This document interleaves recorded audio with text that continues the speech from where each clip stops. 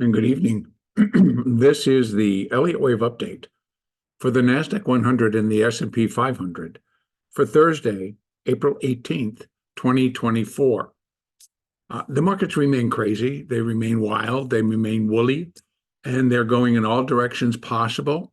And everything that has been presented remains valid at this time, including the technical analysis that's kind of going over the options flows, the gamma squeezes that we're getting, and also the volatility triggers and the call and the put walls. All of that could become very important as we build towards tomorrow's expiration. It is a monthly expiration. Yes, it's a monthly expiration. It is not the largest that we've seen, but it is up there. So there's a great deal coming off, and a little bit extra flavor has been added, particularly because in the SPX, 5,000 remains a fairly large put wall. I'm going to start here with the NASDAQ, and then I will go over to the S&P. No, you know what? No. I know I said what I said first, but let's just go right into the S&P. And here we are on the 4-hour chart for the S&P. And again, I still have not changed over. I'm still thinking that we did a minor 1, 2, and 3 of an intermediate C wave to finish that primary B wave, and then begin a stronger primary C wave down. Now, everything else has been still that I'm running congruently with this remain also intact in terms of that maybe this is the completion point for minor wave 5, and then intermediate wave C, and then the primary B, and this somehow will actually work out to be. Now, how could that work out to be? Well, if I kind of just bring this down and look at it, it could be an opening diagonal. Strange as all this is, because this really is not, in my mind, forming a diagonal, but we do have it to begin. And first waves can also form a diagonal because the speed and just the confusion or whatever else is going on in the market, but it does form and label down. So we have a finishing diagonal, we have a starting either an A wave or a first wave comes in also as a diagonal. So a couple of things that are going on. And if this had to be wave 5, then yep, we'd have to work to where this is going to work out to be 1, 2. We've gone over this before. And then 1, 2 again, as we're seeing. But then it breaks into 5, down with the 3 down to here. And that's where the triangle kind of finishes off. So I'd have to dig deep into here to realize that this is and could be a 5-wave structure down, 3-wave structure up, as complex as it is in between, but still 3 up. And now we're doing 5 down to either to be waves 1, 2, and 3 of the first waves down. So this is where it all comes to a head, and we begin to either gel or not, because if it's a 4th wave, then we still have a 5th wave up. So what needs to happen here is, if indeed it's an ABC down, then we're going to be looking for a stronger rally up and out of this thing. But if it's going to be a 1, 2, 3, and also we get as a 3-wave 4, and then it comes back down in a 5, well, that then tells us that this count gets pushed over, because this all has to hold. So in other words, if it comes down and it breaks here, the no break zone, which if indeed it was coming off a 1, 2, 3, 4, 5, it's high probability that it would come down and break 4,900, because I'm looking for it as it's completing this. We still run the risk that it's going to go down and break that put wall. And it could do it tomorrow and really upend this expiration just by breaking in the SPX that put wall and powering through it and creating a situation where there needed to be a lot of adjusting and a lot of additional selling. So if that goes in, then it's really going to feel more leaning towards that it's not a 4th wave. And again, if it doesn't, and we have to then wait through what we would be expecting after. If this is a 4 and we're looking for a 5 up, it's going to be 5 waves of its own. But if it's a 1, 2, 3, and the move itself is a 4 in the other direction, in the upside, and it comes in as an ABC, finishes and comes down and breaks, well, then we're going to get more clarity as to which count. Now, I know it's very difficult to kind of put this all together and realize, wow, how many counts you got running? Well, actually, I got 3. I got 3. And this one sat in the middle, and I pushed it over when I started to realize, or started to look at how it was unfolding and what levels had come in. And does that match up with the cycles? Yes. Does it match up with that put wall holding? Yes, it does. But what it doesn't match up with is if that put wall cracks open and creates a flood, and we get a lot of additional heavy selling, then we're going to go through all of that. We're going to go through all the levels that should help hold to keep the other count alive. And then we walk over and we see that I've also, and talked about, and I'm going to bring it up right now, if this put wall breaks substantially and starts the flood that it could start, then we may just drop right through 5,000, right through 4,900 and up, breaking this level.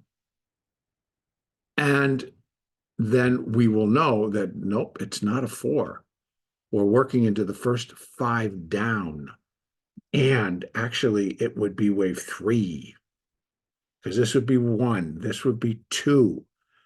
And this 5 waves that we're doing would be wave 3 of the first wave down. It would be we're looking at, this would be minute 1, minute 2. And we're looking and working towards the first minor degree, first wave. So it would be minute 1, minute 2. We're in minute 3. And we still, even as it's counting, that well, let's bring it down. Looking at as it is counted right now. I'm going to go to the 1 hour chart. I had a tough time because this was not very together, but this ended up being 5. And this, as ugly as it was, ended up being 3, a series of 3s, but 3. So it kind of came down 1, 2, 3, 4, 5 of this 3. And then ABC 4. And that got put in this afternoon or this morning. And then we started to drop down again. And we challenged that put wall 3 times. And it held. And they rallied strongly back off of it. Then Netflix earnings came out. I don't know. I've not read what they are, what they were. I can just tell you that if it opens where we're closing it right now, then we're suspecting that we're going to get a $20 drop in the opening tomorrow. That should gap lower. It's been lower than this. It's been higher. When it was first reported, the market, the NASDAQ, smashed lower, just nosedived lower, and then they bought it all back. All of it immediately. I mean, I'm looking on my chart, I'm looking at a 1-minute bar. So I have a 1-minute chart, and I see it go down and go back all the way up in a minute or 2.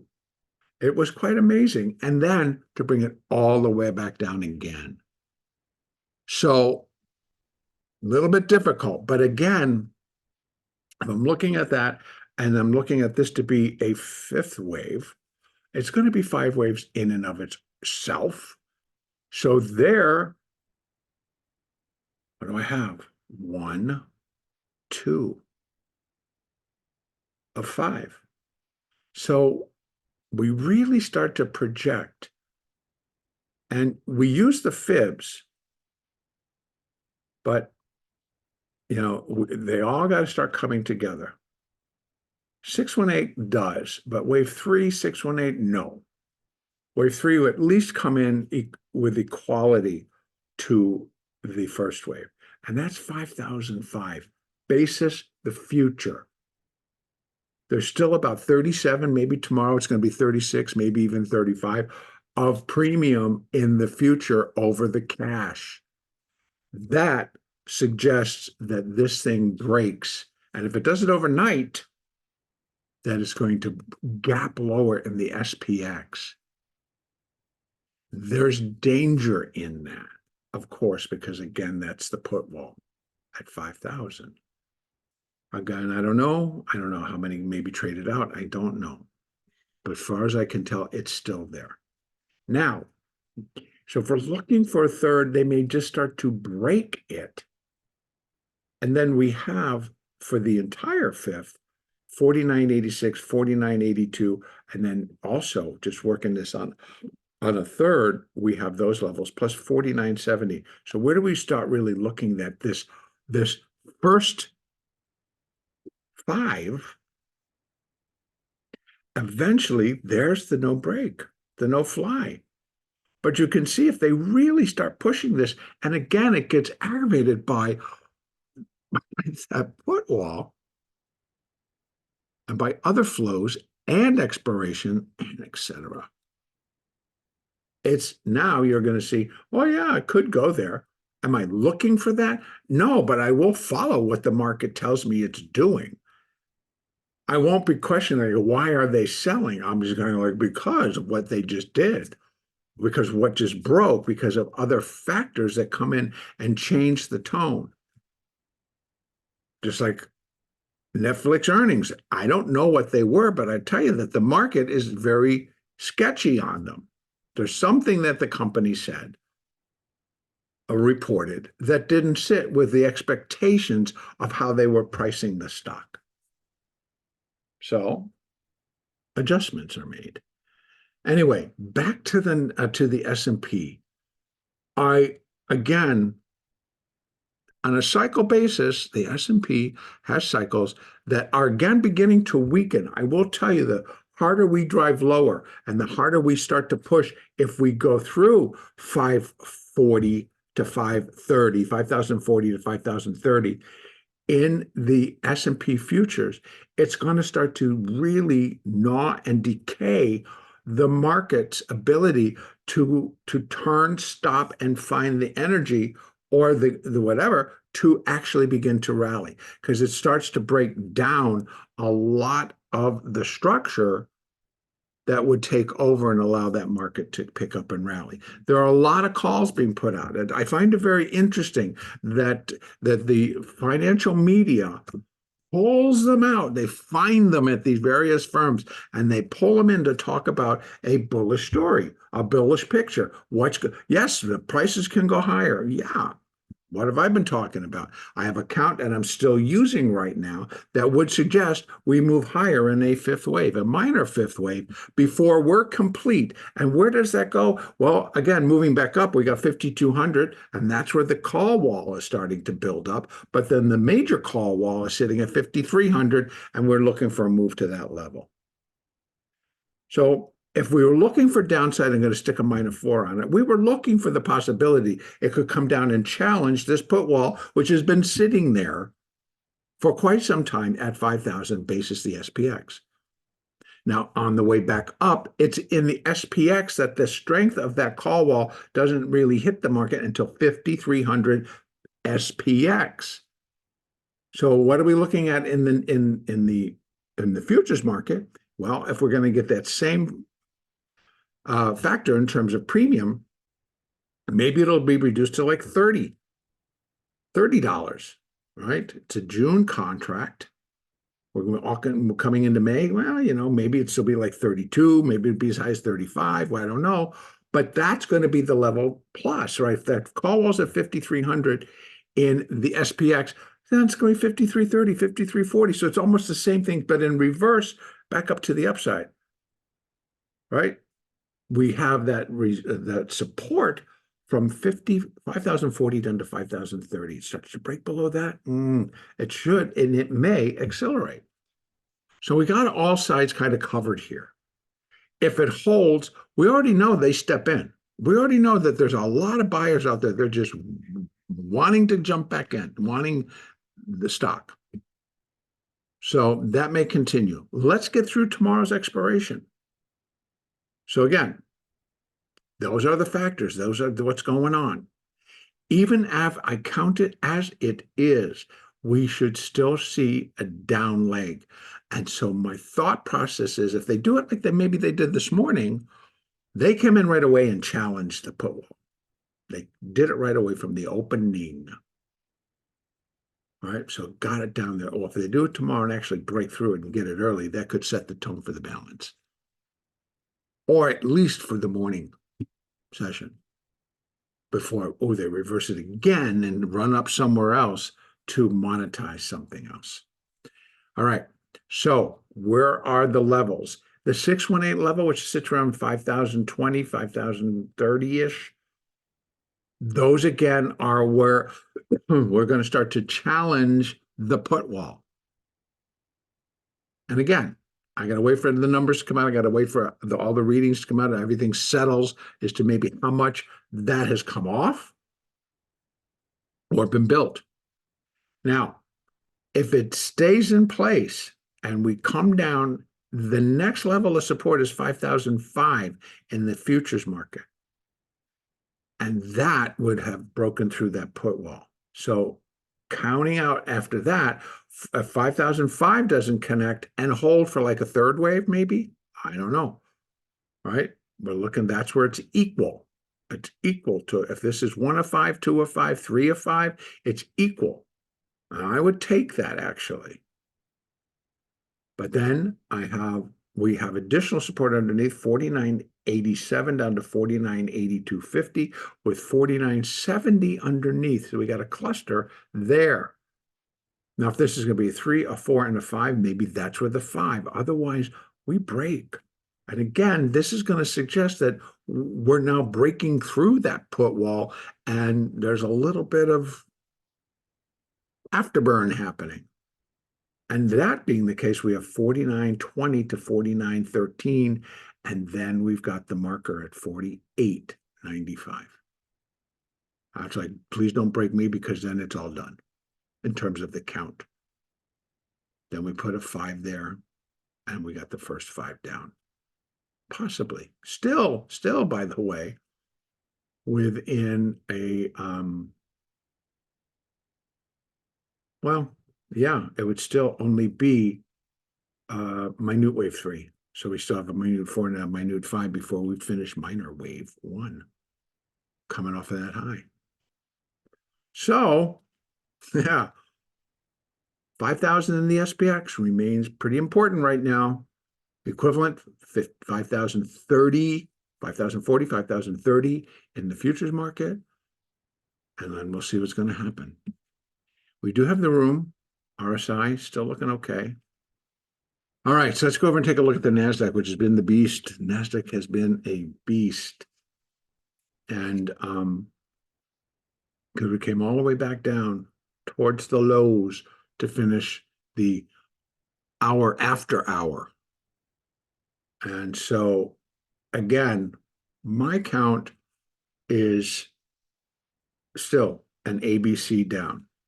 And I leave it as such because, as I've shown previously, it's this right here. That because if I have to put this as 5 of an intermediate C and then primary B, then this has to be more impulsive, in my view, to start a large primary C wave down, and not all bunch of 3s, except coming into here as a 5, which is why it remains, in my view, as that it's a 4. That this is minor 3 and this is a minor 4. So all of that still remains valid. But again, we have levels that it can't break. In the NASDAQ, that's pretty low, 16,625. So if the market really started to unravel up here due to a call wall in the a put wall in the SPX, we have them in the NASDAQ as well, in the NDX, but they're not as strengthy. They're not as built up. And I'm not aware of the one that may or may not be. Let me just go over and take a look. We're just going to look at the cues and see if we might have, we can see just by, we're going to go right here. I am open interest. Where would we have a put wall? Right now, 425. Wow. A lot came into that today. 425. And actually, it's down here, 420. See, look, there it's sitting. 101,000 contracts. I don't know what the 66, what it'll do to that. That everybody getting out, because the market may just go and do it and break it. Closed at 420. Oh yeah, here we go. 422.95 and 423. 420 is on the hook. And I believe that would be the put wall for the Qs. And if that breaks, it's going to send a lot of things into motion, which might drive ye old NASDAQ down, down, down, down, down. And then that same thing can happen here, where we have support that it should go to, right? Again, I don't know the calculation for, 420, what that equates to in the NASDAQ, in the NDX even. If somebody else knows, please leave it in the comment section, because I've always searched around for it, but never really checked it out. But in any case, here, I think we got to put wall down in here somewhere. 17,300, I believe. And we'll see. We will see, because again, I can count this. So we have the A, the B. I count 1, 2, 3, and that was actually on the 17th. So yesterday in the morning, and then 4 happened today or yesterday in Globex. And then all of today was just like knocking the pants off of stuff. But it was kind of, it had its moments in both directions, actually. Wasn't always as easy to trade, but it had its moments in both directions. And if you were under a lot of risk parameters, it could have been really difficult to trade. But the bigger guys who don't have the same risk parameters as the little guy has could build a position and just make a fortune. And also options traders were in there too. So if anything, guys, the way I'm looking at this, I'm going to bring this back down. Let's take a look at it on the hourly chart. And if this is 4, then we got a possibility. ABC 1, ABC 2, ABC 3, ABC 4, and we're looking at something to possibly wedge. The last 5 down to complete a minor 4th wave, or just this whole possible 3rd wave, right? Could diagonal. We find them all over the place, because we got the nature, the 3, then we get a 3, and then we get a 3, and that would provide if we get a decent bounce in a 4. We're like, well, wait a minute, 4 is overlapping 1, blah, blah, blah. It's like, yeah, but if it's a diagonal, no, it's not. And then we just be able to form it, and it could just diagonalize itself right into these areas, because it's just running straight fibs, equality for 5. If it's not going to be a diagonal, but maybe even if it is going to be a diagonal, we have 17,372, still above the do not touch area. Way down here.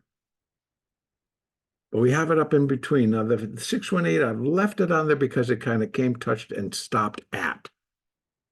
So finished it up right kind of above this level. But then what's up first? We have 17,441, which goes along with the larger 4th wave. So that's a fib 4th wave. The whole thing off of the highs up there at 18,709, I believe it was. So we got the 50% here. We have the 618 down below, right? So if it all falls apart, and we break 17,372, it kind of gets into a little bit of what I call a black hole. And our next stronger support comes in at 17,140 to 120 down in here. And it's just 618 on the greater picture and still above please don't hit me mode. So NASDAQ, both actually do still look to require a little bit more downside before even minor wave 4 would be considered complete. But here's the ticket. If that should occur, if we get it and it comes in and we get a rally that actually doesn't stop, that they do keep going, that it doesn't run into another wall of something, then it could put in that bottom for wave 4 and we take off. It's going to be a little bit sketchy, but here's another catch when it comes to the SPX. Please understand that I believe the put wall expires in the morning. These are the AM. There's 5,000. There's the open interest. Here's what traded today. These I watched trade up to $15 when it came down before. So a lot of the volatilities come out of these into the close. And it's only now $11 away. But tomorrow, tomorrow is expiration. So if they try to do it on the opening, well, you'll see. Could get interesting. And then I could release all of this gamma. And then maybe we get the ability to spike out of it. Because the afternoon is not quite the same. A lot traded today, right? Here's the difference. Here's the vol difference between the morning and the afternoon. And right now, what was it? The other one was $8. It's like $5 premium between the morning and the afternoon. And more. It's $7 premium. $7 premium between the morning and the afternoon. Wow. Okay. So it's still alive. That they may wait all day. So just if they do it in the morning and we see all that stuff come off, settle, then it could get interesting still. All right. So back to ye old chart in the NASDAQ. We pretty much have laid it out. Moving averages are following exactly what the market is doing for a change. I just would think that as day traders, we just really want to capture these moves. So we're trading without a bias for a directional move. We're following technical indicators on the very, very short-term charts. And primarily, as I've talked to you before, I really trade on a 1 minute, a 2, a 5, and look at a 15-minute chart. Now, and it's because I promised that I work with Sascha Goring, and you all know he's been doing podcasts with me. Hopefully, we'll be doing that again soon. But I want to, and I said I would include his count. And let me just kind of make this bigger. And so his count is that it's a diagonal coming off of the high. Still 1, 2, 3, 4, and we're in an ABC for wave 5. And I have 3 down here and 4 up here and wave 5. And this is suggesting that there's in a diagonal. And we come up with the same areas in terms of support to finish this. This is about 17,372, maybe a little bit lower. But you can see that this is his area that he is suggesting that will become very important to complete the entire move. And as you saw, he is actually putting it in as a WXY. And now we're doing the Y right now. And that will then finish the wave 4. And then we'll get a rally. So that is Sascha's, and a little bit different than mine, but still, we will wait and see. I am not I don't think any of us are in a position to say what somebody's count won't work over somebody else's count, unless we're seeing some blatant errors in terms of how they are counting, of which they're not here.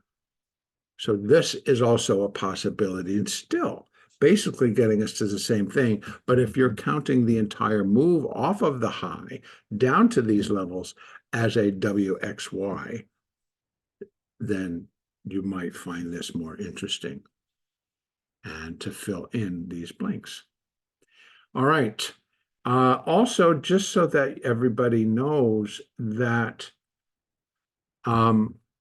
we do have a trade room, and I just want to bring that up one more time at the very end of this thing. Thank you for listening. We have a trade room that we operated from 6 a.m. to 8 a.m. Pacific Daylight Time. That's going to be 9 a.m. to 11 a.m. Eastern Daylight Time. And within that, our primary market is the NASDAQ. We trade the NASDAQ future. And Sascha presents a lot of levels, and he updates a lot of levels in between all these moves. And I must say, and I'm going to continue to repeat, those internal levels that Sascha produces are very, very often accurate to the tick. So we get a lot of really great trades off of those. And I'm inviting people that if they have an interest and they're looking for a trade room where we actually do trade and we do show it live, and we work with people that are looking to get funding. So not that we're partnered with Apex, but we do use Apex for that purpose, to help people get additional funding for accounts. And so we're all trading Apexes. So it kind of is we do have people that are trading their own accounts as well, so don't get me wrong. But anyway, that's we're opening it up again for new members. And right now, if you want more information in terms of, or even signing up, the cost right now is $2.99 a month. But you're not committed to anything more than that month. And my own personal goal to members is that my goal is that I try to make $299 a day or $300 a day, which covers the cost of the trade room. And so that's the goal of the room, that everybody that's in there is able to at least make $300, pay for the trade room. And if you do that every day, even after you pay for the trade room, you're going to be making approximately $1,500 a week, which is not a bad start. And then you build from there. All right, that's where I'm going to end. So again, if you have an interest, you can go to www.logicalsignals-trading.com, and that'll bring you to a PayPal page where you can put your information in. And then once if you do join, I will receive that confirmation of payment, and then you will be directed back over to Sascha and get your access to our Discord server, because our room is on Discord. You can also use PayPal straight out and just go to tradershelpingtraders.com, hit the trade room tab, and then go ahead and put your information in and pay.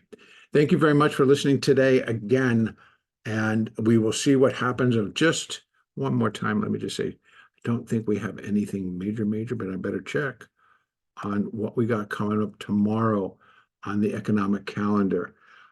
We have nothing. That's what I thought. We just have one Chicago Fed president out speaking. So maybe we just have a good old-fashioned expiration. All right, so the next update on an Elliott wave basis will be on Monday, April the 22nd. Busy weekend ahead for me, but I'm going to try, just because it's, I believe, important, to at least put together a quick podcast for that bigger picture. So if necessary, I may put that on tomorrow, as a matter of fact, because my weekend is a little bit busy. In any case, I would try to get that done. The next Elliott Wave update will be on Monday, the 22nd. Have a great trading day tomorrow.